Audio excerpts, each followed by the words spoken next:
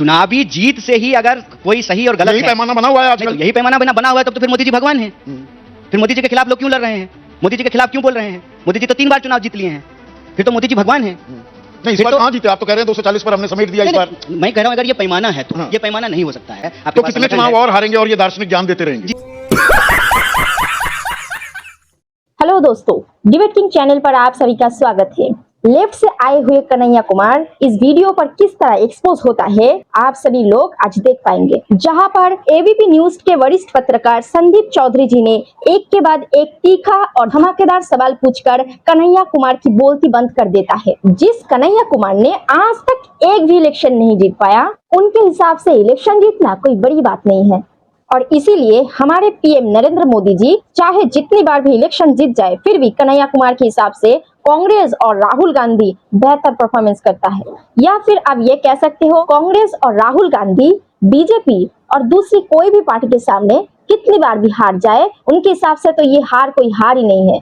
तो फिर चलिए देख लेते हैं संदीप चौधरी जी ने किस तरह से कड़े सवाल पूछकर कन्हैया कुमार की बोलती बंद कर देते हैं। अक्सर आप राजनीति में देखेंगे कि 75 साल के लोग भी अपने आप को युवा ही बताते हैं। जैसे प्रधानमंत्री भी खुद को युवा ही कहते हैं।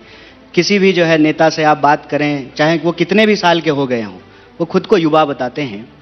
लेकिन युवाओं के लिए जब कुछ करने की बात आती है तो सारा उनका ज्ञान, बुद्धि, विवेक जो है अपने ही बाल बच्चों पे जाकर के खत्म हो जाता है। और दिल्ली के चुनाव में इस बात को हम लोगों ने खास ध्यान रखा। अच्छा। और जो कांग्रेस का कूपन है उसको जब आप देखेंगे तो युवाओं के लिए एक अलग से घोषणा की गई है कि देश में बढ़ती हुई बेरोजगारी को ध्यान में रखते हुए तो युवाओं को इससे कैसे बाहर निकाला जाए। कहते हैं कि ₹8,000 का भत्ता देकर कहते हैं कि प्रवृत्ति अगर सही हो और नियत साफ हो तो रास्ता निकाला जा सकता है। नहीं, ये रास्ता मतलब ₹8,500 दे देंगे बेरोजगार को, उसका काम निकल जाएगा।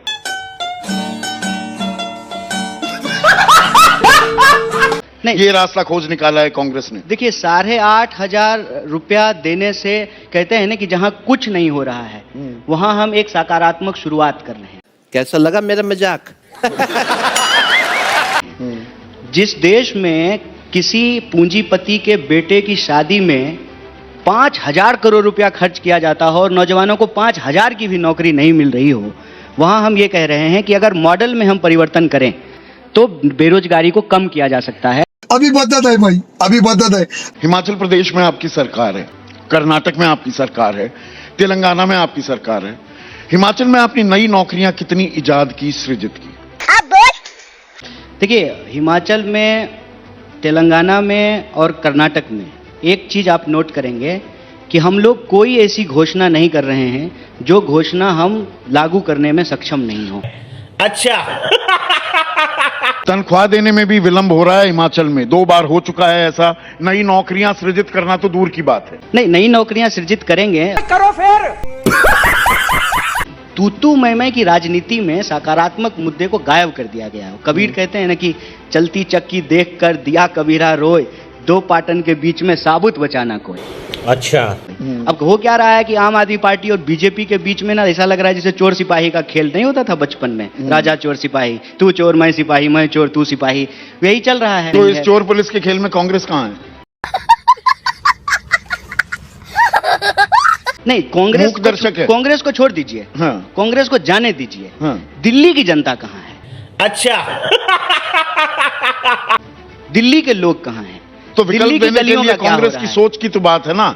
चेहरा कौन है? युवाओं की बात हो रही है। आपने बिल्कुल सही कहा, प्रधानमंत्री मोदी 75 साल के हैं, तो आपके सबसे बड़े नेता राहुल गांधी भी 54-55 के नजदीक पहुंच रहे हैं। अब इसमें कोई युवा अपने आप को मुगालता पाले रखे। मैं भी कहूं मैं युवा हूं, मैं तो अपने आप को 20 साल मैं तो नहीं हूं युवा, आप हो सकते हैं। आप युवा हैं, आपको चेहरा क्यों नहीं बनाते? आपको चुनावी मैदान में क्यों नहीं उतारा? चेहरा कौन है कांग्रेस का? सर, भरोसा किस पर करें दिल्ली में? चेहरा से ज्यादा चरित्र का जरूरत है। कैसा लगा मेरा मजाक? चेहरा बहुत है सर। अच्छा, चेहरे की जरूरत नहीं मेकअप होती। लगा करके जो है ना, कहीं हाँ। भी चेहरा आपको मिल जाएगा। चरित्र क्या है, विचार क्या है? चेहरे से काम नहीं चलेगा सर। चेहरे से काम नहीं चलेगा। पॉलिटिकल विल होना चाहिए, पॉलिटिकल थॉट। तो वो कोई दिखाएगा तो पॉलिटिकल करेक्टर होना। हेडलेस थोड़ा हो सकती है कांग्रेस। दिल्ली में कौन है मुखिया, कौन है दिल्ली में आपका? ऐसे हेडलेस थोड़ी पार्टी है। पार्टी के जो है प्रदेश अध्यक्ष हैं, पार्टी के 70 उम्मीदवार हैं, पार्टी के 40 तनातनी की खबरें आती हैं कि राहुल गांधी इस बात से नाराज हो गए, वो ऊर्जा नहीं दिख रही, वो रणनीति नहीं दिख रही, वो थोड़ा सा कोप भवन में चले गए, फिर बीच में 4 दिन गायब हो गए। आपको सर ये स्पेशल एयर ड्रॉप से ये न्यूज आता होगा। देखिए क्या है ना कि चुनावी जीत से ही अगर कोई सही और गलत यही पैमाना बना हुआ है आजकल। तो यही पैमाना बना हुआ है, तब तो फिर मोदी जी भगवान हैं। फिर मोदी जी के खिलाफ लोग क्यों लड़ रहे हैं? मोदी जी के खिलाफ क्यों बोल रहे हैं? मोदी जी तो 3 बार चुनाव जीत लिए हैं, फिर तो मोदी जी भगवान हैं। नहीं, इस बार तो कहां जीते? आप तो कह रहे हैं 240 पर हमने समेट दिया इस बार। मैं कह रहा हूं अगर ये पैमाना है तो ये पैमाना नहीं हो सकता है। चुनाव जीतना सही और गलत का आखिरी पैमाना नहीं हो सकता है। चुनाव जीतना ठीक है, आपके पास मशीनरी है, आपके पास ताकत है, आपके तो पास कितने चुनाव और हारेंगे और ये दार्शनिक ज्ञान देते रहेंगे? जितना चुनाव जनता हराएगी उतना चुनाव हारेंगे, उसमें क्या है? हारने से दिक्कत नहीं है, हारने से दिक्कत नहीं। दिक्कत यह है कि लोग लड़ना बंद कर दिए हैं। हारिए ना, हारिए, कन्हैया तो लड़ते रहते हैं, पर कभी बिहार में भेज दिया जाता है, कभी दिल्ली, और कभी फिर खाली बिठा दिया जाता है। नहीं, खाली हम कभी नहीं बैठते हैं सर। खाली कहीं क्यों बैठेंगे? पढ़े लिखे आदमी हैं, पीएचडी किए हैं, किताब पढ़ लेंगे, गजब बेइज्जती है। दुष्यंत की कविताएं पढ़ लेंगे। खाली क्यों बैठेंगे सर? राजनीति हमारे लिए जो है एक उद्देश्य से है, हम यहाँ पे एक कारण से हैं। राजनीति हमारे लिए महज कैरियर नहीं है। चेहरा कन्हैया को बना देते बेहतर नहीं होता कांग्रेस के लिए? नहीं सर, देखिए राजनीति में ना आजकल गिरने का कंपटीशन है, और जो जितना गिरा हुआ है वो उतने ज्यादा ऊंचे पद पर बैठा हुआ है। काम को इनाम ना मिले, गाली को इनाम जरूर मिल रहा है। हाँ, मैंने आजकल इसी बात पे लोगों का चयन किया जा सकता है कि कौन कितना बदतमीज है। आप भी अक्सर देखते होंगे कि स्पोक्स पर्सन उसको अच्छा मानते हैं जो बदतमीजी कर सके। पर इस आक्रामक अंदाज ने के जरिए आपने भी बहुत अपने समर्थक बटोरे हैं, बहुत तालियां बटोरी हैं, जिसको अभी आप गरिया रहे हैं। नहीं, यही मैं कह रहा हूं कि गुस्सा आता है। कौन नौजवान चाहेगा सर? हम भी चाहते हैं कि जो है ना झील सी आंखों पे कविताएं लिखना। पर जब आस्था का भी अपमान किया जाता है, आस्था बड़ी निजी होती है, पर यह कह देना कि भाई संगम में डुबकी लगाने से गरीबी दूर नहीं होगी, आस्था पर भी प्रहार कर बैठते हैं। आस्था पे उन्होंने प्रहार नहीं किया। मल्लिकार्जुन खड़गे की बात कर रहा हूं, अध्यक्ष जी को रेफर कर रहे हैं, उन्होंने आस्था पे प्रहार नहीं किया है। लेकिन तर्कपूर्ण होना इस देश में गुनाह कैसे हो गया सर? अभी बदत है भाई, अभी बदत है। नहीं नहीं, तर्क तो अपनी जगह बिल्कुल ठीक है, पर कोई ईद का मौका हो, कोई मुस्लिम त्योहार हो और वहां नमाज अदा की जा रही हो, आपको नमाज अदा करने से गरीबी दूर नहीं होगी, क्या उसे आप ठीक मानेंगे? देखिए, हम ये कह रहे हैं कि धर्म इंसान का व्यक्तिगत मसला है। धर्म इंसान का जो है व्यक्तिगत आस्था है।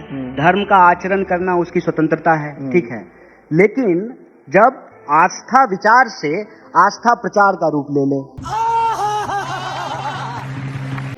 जब धर्म जो है व्यक्तिगत आचार व्यवहार से राजनीतिक व्यापार का रूप ले ले, तो राजनीतिक व्यक्ति होने के चलते एक तर्कपूर्ण बात तो रखना पड़ेगा ना सर। अच्छा, ये कमजोर कड़ी है क्या, कमजोर नस है कांग्रेस की? ये धर्म और आस्था की चर्चा जहां आती है, वो कांग्रेस खुलकर अपनी बात क्या है क्लैरिटी से कहती हुई दिखाई नहीं देती। नहीं, और हमने कहा है कि अगर आप वोट दीजिएगा धर्म के नाम पर, तो आप स्कूल की इच्छा बंद कर दीजिए।